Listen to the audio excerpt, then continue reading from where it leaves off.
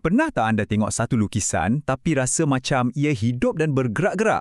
Itu bukan magic tau. Hari ini kita akan bongkar rahasia di sebalik seni visual. Macam mana airama dan pergerakan boleh cipta ilusi yang tipu mata kita. Semuanya atas sekeping kanvas yang pegun.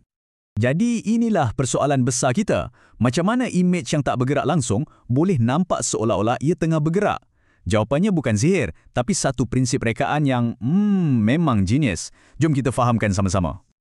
Okey, untuk faham ilusi ni kita kena mulakan dengan dua prinsip yang paling asas dalam seni.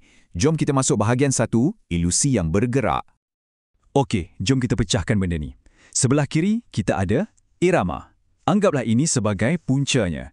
Elemen macam garisan atau bentuk yang diulang-ulang dan ulang lagi. Sebelah kanan pula, pergerakan.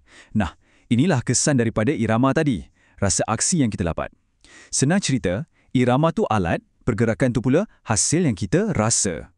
Bila anda dah faham konsep asas ni, percayalah, lepas ni anda akan mula nampak ia dekat mana-mana je.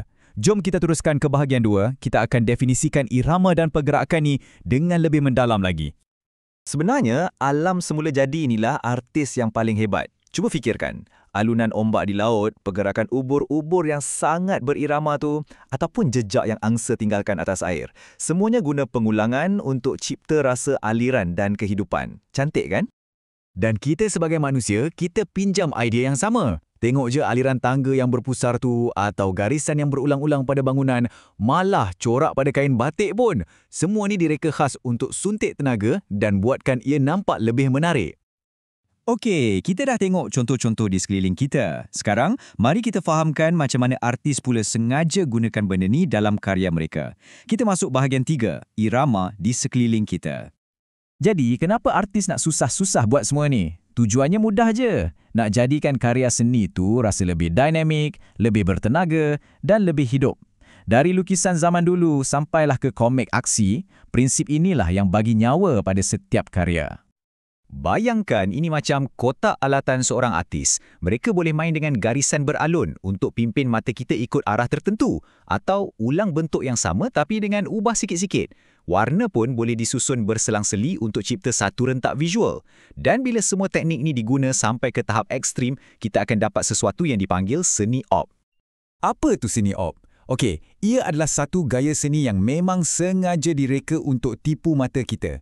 Ia guna geometri, garisan dan warna untuk buat kita nampak pergerakan, getaran atau rasa macam imej tu meleding. Inilah contoh paling hebat dan paling menarik untuk misteri yang kita tengah selesaikan hari ini. Okey, jom kita patah balik kepada soalan asal kita tadi dan kita bongkar terus rahsia di sebalik ilusi ni. Kita masuk bahagian 4, teknik untuk mencipta pergerakan. Untuk faham rahsianya, kita kena kenal dengan satu lagi konsep penting, harmoni.